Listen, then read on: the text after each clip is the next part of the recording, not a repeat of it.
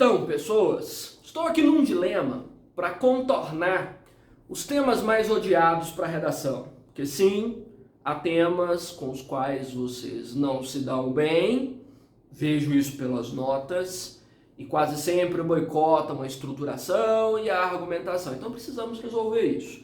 Quais são os temas que estão aí no pódio dos mais odiados? Eu sei que parte deles envolve esporte, com toda certeza, ciência, sempre, e cultura. E é sobre o eixo cultura que eu quero tentar contornar o ódio e estabelecer por aqui alguns conceitos fundamentais para você sustentar qualquer tema sobre cultura. Graças a Deus. Você não vai ter mais problema com a argumentação, pelo menos. Glória a Deus, aleluia. E vai conseguir lidar com qualquer abordagem com a mesma matriz argumentativa, né? Bacana? Acredito que possa ajudá-lo bastante. Uhul! Bom, um dos eixos ou um dos repertórios que não pode faltar numa redação sobre cultura, sob hipótese alguma, é a discussão da Escola de Frankfurt a respeito de indústria cultural. Dentro da Escola de Frankfurt, figuras como Theodor Adorno, Horkheimer, Marcuse trouxeram uma discussão forte a respeito de como a cultura foi, digamos, capitalizada, mercadorizada, né? Se Rita Lee dizia que tudo vira bosta, num sistema de mercado como o nosso, tudo vira mercadoria, tudo tem preço, tudo pode ser vendido, né? Ou naquela máxima do Visconde de Itararé, não é que, vamos dizer, eu tenha um preço, mas existe um valor o qual eu jamais poderia resistir. Não é, todos nós, né? Somos todos mercadorias na vitrine, e com a cultura não seria diferente. A partir do momento em que essa estrutura neoliberal tomou conta da nossa vida, tudo, de fato, passa pelo crivo de mercado, tudo passa pela influência de mercado. E os bens culturais passam também a, vamos dizer, seguir as mesmas regras. O que isso significa? Vamos comparar com uma brusinha que você compra aí numa rede de varejo qualquer. A sua brusinha provavelmente é muito parecida com a brusinha que vendem em todas as redes de varejo. Tem centenas delas que muda, sei lá, um fiapinho, um nozinho, uma estampazinha, mas é tudo definitivamente igual. É um perfil de brusinha que todo mundo usa sem desagradar a maioria, porque é fácil de compreender o que ela representa. Ela cumpre a sua função muito bem, ela é prática, ela é fácil, rasa. E essa brusinha não vai durar muito tempo, porque se ela foi comprada numa dessas grandes redes de varejo, ela já foi feita para estragar, né? Ou seja, ela vai ganhar umas 20 mil pontas depois que você lavar, ela muda de cor, a estampa desbota e, claro, a brusinha sai de moda, vem outras brusinhas e aí você substitui. Essa é a dinâmica de uma mercadoria. Pois então, é a mesma dinâmica para a qual a cultura ou os bens culturais estão subordinados. Nós criamos uma modalidade de cultura, que nós chamamos cultura, que é, vamos dizer, comum para todos, é igual. Compare duplas sertanejas, compare as letras das canções, todas iguais, todas muito parecidas, e justamente por serem todas muito parecidas e rasas, leves, superficiais, acabam agradando a um grande público, não causam muito desgosto, afinal são práticas, são fáceis de entender, não incomodam ninguém, né? São baratas, ou seja, você consegue ter fácil acesso, um grande volume de pessoas consegue acesso facilitado, né? Até porque agrada a grande massa, então se é vendida em maior quantidade, o preço cai quase sempre. E a gente sabe que não vai durar muito, que passa a moda, que passa o hype, que estraga, que vence. E aí você escuta uma música aí por uma semana e na semana seguinte você já enjoou. Tá chata, quero outra. E aí vem outra para substituir, um outro bem para você consumir. É a mesma coisa com filme, é a mesma coisa com uma novela. E você vai lembrar da brusinha depois de 2, 3 anos? Não, você esquece da brusinha, você já comprou 1000 outras brusinhas. A mesma coisa com a cultura. ela não te transforma, ela não te faz uma pessoa melhor, ela não te faz crescer, até porque você esquece. É tão rasa, tão superficial, que ela não mexe com a derme da nossa formação cultural, da nossa formação psicológica, da nossa formação de caráter, de indivíduo, da nossa identidade. Ela é de superfície, ela é capilar. Então, ela passa rápido, é transformada muito rápido, e aí de repente vem uma nova modinha, uma nova trend, ou um novo filme, uma nova música, uma nova estética. E aí ela é substituída.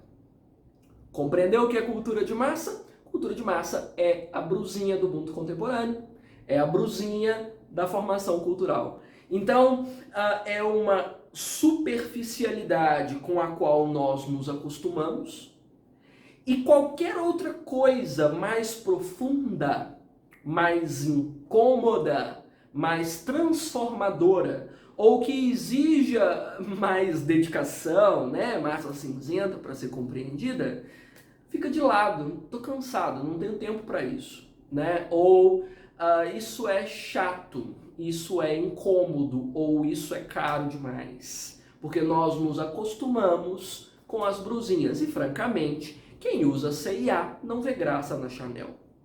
Nós nos acostumamos com uma vida de C&A. E a gente gosta da brusinha mal acabada, que a gente joga na máquina e tá 2 minutos pronta. A gente gosta da cultura que é fácil de consumir.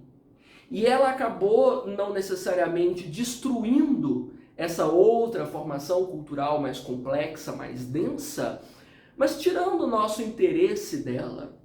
Então não vou dizer que é ruim consumir cultura de massa, que seja ruim consumir as brusinhas da cultura, mas o fato de nós nos esquecermos de buscar alguma coisa mais profunda para formar a nossa identidade, a nossa percepção de mundo, para ampliar a nossa linguagem, a nossa capacidade de perceber as coisas, de sentir a realidade e conviver com as pessoas, isso sim é prejudicial, né? Porque afinal de contas nós nos tornamos mais manipuláveis. Afinal de contas, sempre que anunciam a brusinha nova de que você deve gostar, é a brusinha que você vai consumir. Você se torna um joguete da estrutura de mercado, você consome o que te mandam. Então, essa é a artista pop de quem você deve gostar. A artista pop de quem você deve gostar sustenta este valor. São os valores da moda. São os valores que você vai adotar para a sua vida. E você não vai questionar muito, sabe por quê? Porque você desaprendeu a pensar. Você não está acostumado. Você está acostumado com a brusinha fácil. Estou dizendo que você ficou burra? Estou dizendo que você ficou burra. Todos nós estamos emburrecidos pelo comodismo, pelas facilidades, por uma modalidade de cultura que não nos incomoda para nos fazer crescer. Jean Piaget dizia, né, que é o incômodo que nos faz progredir.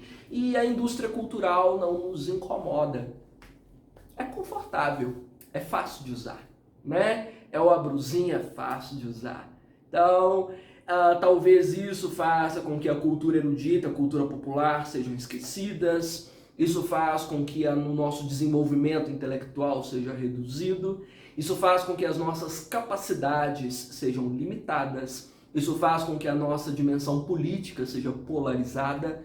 Isso faz com que as nossas defesas políticas sejam estúpidas e que nós tenhamos um jumento na presidência, talvez, porque nós estamos cada vez mais idiotas, sim, com certeza, e a capacidade de pensar cada vez mais próxima de uma brusinha esgarniçada da C&A. Indústria cultural.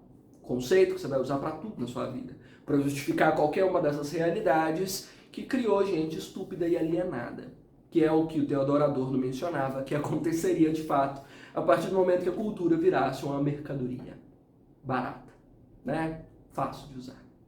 Bom, para além disso, ainda seguindo a linha das brusinhas, daqui a pouco eu vou lançar uma linha de brusinha, né? De tanto que eu estou falando disso. É verdade.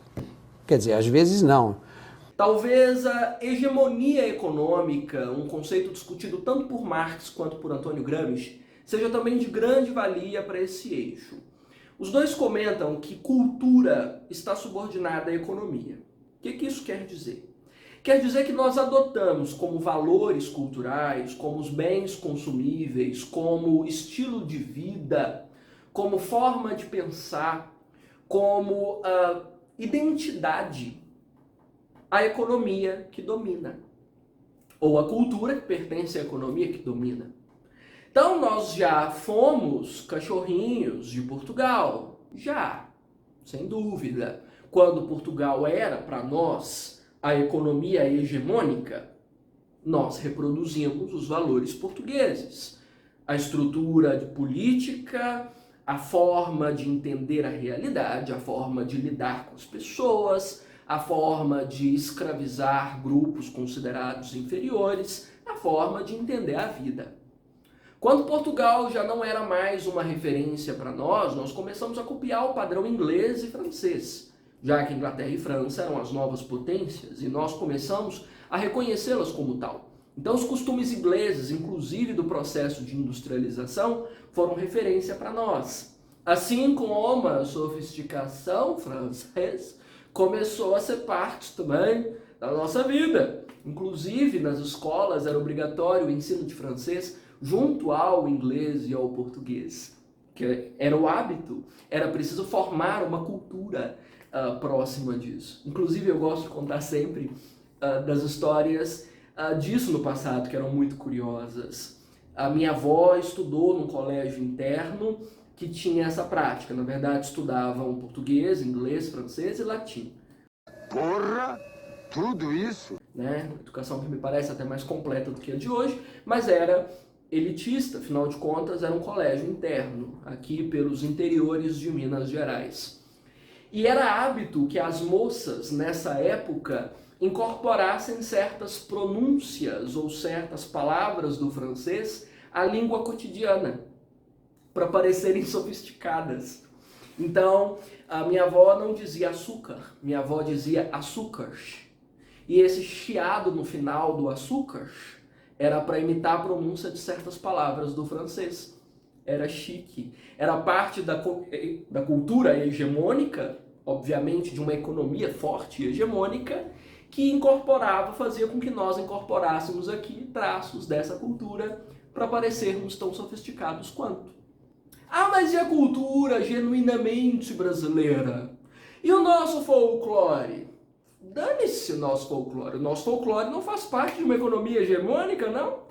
Se fosse o folclore francês, talvez. Se fosse o folclore inglês, talvez. Não brasileiro, que não faz parte de uma economia hegemônica. Então, nós incorporávamos e continuamos incorporando. Depois que Inglaterra e França deixaram de ser potências influentes, principalmente após as grandes guerras, adotamos costumes, falares, entenderes, formas de interpretar a realidade dos nossos queridos Estados Unidos. Modelo político parecido, né? Desse populismo desvairado com cheirinho de fascismo, uma coisa. Nós aderimos aos hábitos alimentares, nós aderimos à forma de consumir filme, música, cinema. Nós começamos a adaptar a nossa moda, o nosso jeito de vestir, adaptado a esses perfis de cultura com os quais a gente tinha contato, até as marcas das roupas que a gente usa, a forma como a gente encara a vida. Até o que a gente encara hoje como sendo sucesso ou fracasso tem relação com a ética protestante que a gente trouxe de onde? Estados Unidos. Dessa coisa de acumular dinheiro para ser enterrado com ele depois no caixão, só pode, que não vai dar nem tempo de gastar. Mas mesma perspectiva. Então, as economias comandam as culturas, né? E nós não somos lá muito dados a valorizar a cultura nacional, porque afinal de contas a gente valoriza de quem paga mais, da economia que for mais forte. É uma das matrizes da nossa formação. E é inevitável que isso nos leva para o próximo conceito, que diz respeito ao nosso senso patriótico e cultural meio anêmico. Eu digo que é anêmico porque não está morto ainda. Às vezes dá um e desfalece, né? Tá fraco, tá na UTI. Às vezes nós ressuscitamos aí um gostinho por uma coisa ou outra, sei lá, um textinho de Clarice Lispector nas redes sociais serve? Às vezes, né? Às vezes a gente brota aí com uns gostos pela cultura nacional. Às vezes a gente fica admirado com a produção de cinema, sei lá, uma Central do Brasil, que levou nossa Fernanda Montenegro como uma das indicadas ao Oscar. Nós ficamos lá muito empolgados, começamos a consumir um pouco mais de cinema nacional na época, mas aí dá um e morre depois. Não dura muito tempo, né? Justamente porque nós mantivemos a nossa postura de colônia. E talvez esse seja o conceito que eu mais cite na vida desde que eu comecei essa história de ser professor. Nós acompanhamos um legado de colônia, nós ainda somos meio colônia, né? Acho que nós ainda permanecemos com esse sentimento de colônia, né? A cara é de democracia independente, autônoma, mas a raiz, a alma é de colônia. E nessa alma de colônia está o fato de nós considerarmos a nossa cultura nacional pobre, sempre a consideramos meio pobre, fraca, né, anêmica, sem muita substância, sem muita qualidade, e passamos a considerar culturas estrangeiras das nossas metrópoles, desenvolvidas, belas, requintadas, complexas e passíveis de cópia. É um complexo de vira-lata? É um complexo de vira-lata. É uma xenofilia? Esse gostinho pelo estrangeiro. É um pouco de aporofobia? Você não sabe o que é aporofobia? Tá aí no canal, procura por favor. Nossa, não é um merchanman mesmo, hein? Importante, necessário. Porque a gente é pobre. O que é pobre é ruim. Convencionamos assim. Então a nossa cultura nacional, sei lá, os nossos festejos, os nossos escritores, a nossa arte, o nosso teatro, são sempre considerados inferiores. As pessoas sabem o que é Cats, que é um dos maiores musicais da Broadway de todos os tempos, mas as pessoas não fazem ideia do que é, por exemplo, eles não usam Black Tie, que é uma das produções para o teatro brasileiro mais importantes de todos os tempos. Né?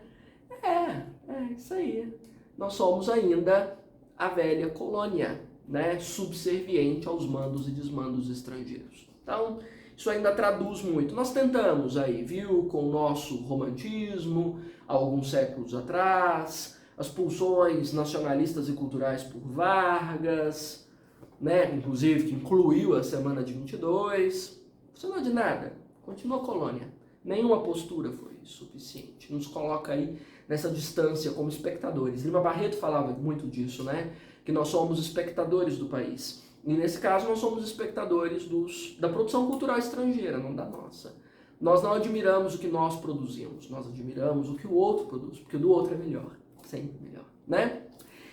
E claro, dentro dessa matriz toda, é inevitável que eu mencione a ruptura com o relativismo cultural, talvez o último e um dos mais importantes conceitos sobre cultura.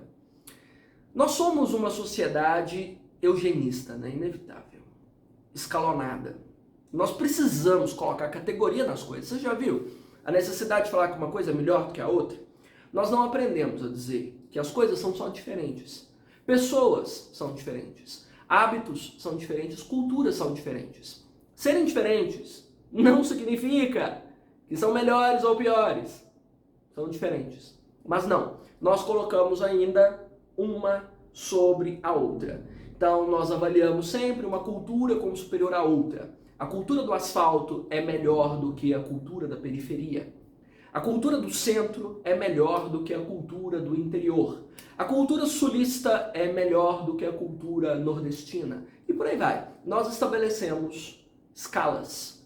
Nós não entendemos o relativismo dessa diferença, que são só diferentes. E uma não precisa ser melhor do que a outra, sendo diferente. Então, nós estabelecemos o que a Vladimir Safatli, por exemplo, que é um excelente sociólogo e filósofo contemporâneo, menciona como ressentimento de classes. Nós elegemos a nossa cultura, da qual nós participamos, como a melhor, como a superior, a inviolável, a inabalável, a fina, e o resto que está em torno de mim é sempre pior, é sempre alvo de críticas, é sempre alvo de deboche. Então nós não conseguimos olhar para o outro com o olhar da diferença, nós olhamos para o outro com o olhar do desprezo.